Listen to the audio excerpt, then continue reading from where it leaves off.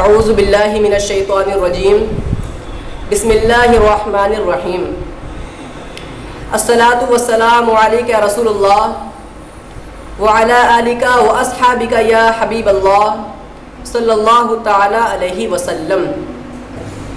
تمامی حضرات کو یہ معلوم ہونا چاہیے کہ ماہ ذی الحجہ جس کو ہم سب بقر عید کے نام سے جانتے ہیں، اس مہینے کے متعلق کچھ ضروری اور اہم مسئلے بیان کرنے کی کوشش کر رہا ہوں۔ سماعت فرمائیں اور عمل کرنے کی کوشش کریں۔ جیسا کہ ہم سب جانتے ہیں کہ اس مہینے کے اندر قربانی ہوتی ہیں، تو قربانیاں کس پر واجب ہیں؟ تو قربانی ہر اس شخص پر واجب ہے جو مالک نصاب ہے۔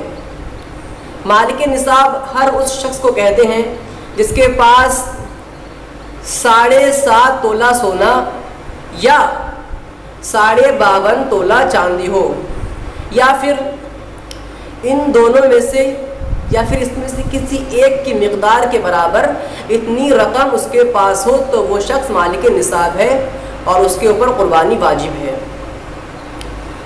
عوام میں ایک بات بہت زیادہ مشہور ہے کہ جن کے گھر پہ قربانی ہوتی ہے وہ اپنے دادا دادی، نانا نانی یا پھر بزرگان دین کے نام سے قربانی کرواتے ہیں۔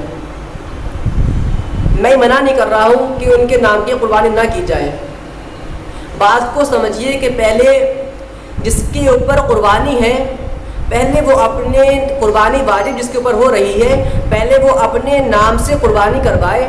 اس کے بعد اگر اللہ تبارک و تعالیٰ نے اس کو اتنی استطاعت دی ہے کہ وہ اور ایک جانور لا کر قربانی کروا سکتا ہے اپنے باپ، دادا دادی یا نانا نانی کے نام سے، تو قربانی کروائے، لیکن پہلے وہ اپنے نام سے قربانی کروائے، بعد میں اور لوگوں کے نام سے قربانی کروا سکتا ہے۔ کیونکہ وہ اگر اپنے نام کی قربانی نہیں کروا رہا ہے اور جو لوگ دنیا سے فوت ہو گئے ہیں جیسے اس کے باپ یا دادا دادی، ان کے نام سے قربانی کروا رہا ہے، تو اس قربانی کا ثواب ان کو تو پہنچے گا، ان کو اس قربانی کا ثواب مل جائے گا، لیکن وہ خود اس کے اوپر قربانی واجب ہو رہی ہے، وہ اپنے نام سے قربانی نہیں کروا رہا ہے، تو اس کا گناہ اس کو ملے گا۔ اس لیے پہلے اپنے نام سے قربانی کروائیں، اس کے بعد اللہ تبارک و تعالیٰ نے اگر آپ کو اتنی استطاعت دی ہے تو اور لوگوں کے نام سے قربانی کروا سکتے ہیں۔ اب یہ بات بھی جان لیجئے کہ کن کن جانوروں کی قربانی جائز ہے اور ہوتی ہے۔ تو گائے، بیل، بھینس، اونٹ، اونٹنی، بکرا، بکری، بھیڑ اور دمبا، ان جانوروں کی قربانی کرنی جائز ہے اور ہوتی ہے۔ اب یہ بھی بہت ضروری بات ہے کہ کس جانور کی عمر کتنی ہونی چاہیے۔ تو گائے، بیل اور بھینس، ان جانوروں کی عمر 2 سال ہونی چاہیے۔ 2 سال سے اگر 1 دن بھی کم ہے تو قربانی نہیں ہوگی، اور اگر 2 سال سے زیادہ ہے تو بہتر ہے اور افضل ہے۔ اور اونٹ کی جو عمر ہے وہ 5 سال ہونی چاہیے۔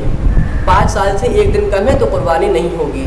اب اسی طرح بھیڑ، اسی طرح بکرا اور بکری کی عمر بھی 1 سال ہی ہے۔ 1 سال سے 1 دن اگر کم ہے تو قربانی نہیں ہوگی، اور زیادہ ہے تو بہتر اور افضل ہے۔ بھیڑ اور دمبے کا بھی یہی مسئلہ ہے کہ ان کی عمر بھی 1 سال ہی ہونی چاہیے۔ ہاں، ایک بات ہے کہ بھیڑ اور دمبا کا بچہ اگر 6 ماہ کا ہے اور دور سے دیکھنے پر 1 سال کا نظر آ رہا ہے تو اس کی قربانی کر سکتے ہیں، اس کی قربانی جائز ہے، لیکن بھیڑ اور دمبے کی عمر بھی 1 سال ہی ہے۔ اور ایک ضروری بات کہ جانور کے اندر کوئی عیب نہ ہو، جانور بیمار نہ ہو، بالکل صحت مند ہو اور اس کے اندر کوئی عیب نہ ہو۔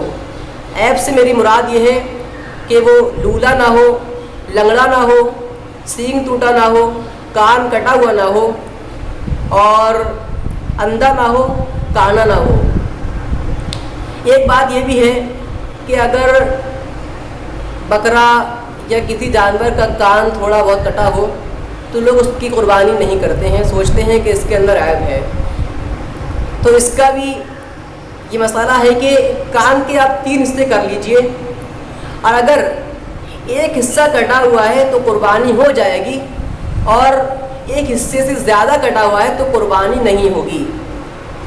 اس لیے جانور کو آپ جا کر خرید کر لائیں تو اچھی طریقے سے یہ دیکھ لیں کہ جانور کے اندر کوئی عیب نہ ہو، جانور بالکل درست ہو، بیمار نہ ہو، صحت مند ہو۔ ان سب باتوں کا خیال رکھتے ہوئے آپ اپنے اپنے گھروں پر قربانی کیجئے، اور اس نیک نیتی کے ساتھ قربانی کیجئے کہ اللہ تبارک و تعالیٰ اس کا اجر آپ کو دے اور آپ کے سارے صغائر و کبائر گناہوں کو معاف فرما دے۔ نہ کہ دنیا کو دکھانے کے لیے آپ قربانی کریں، بلکہ اللہ تبارک و تعالیٰ کو راضی کرنے کے لیے قربانی کریں۔ اللہ تبارک و تعالیٰ سے دعا ہے کہ اللہ تبارک و تعالیٰ ان سب باتوں پر ہم سب کو عمل کرنے کی توفیق عطا فرمائے اور ہم سب کے صغائر کبائر گناہوں کو معاف فرمائے۔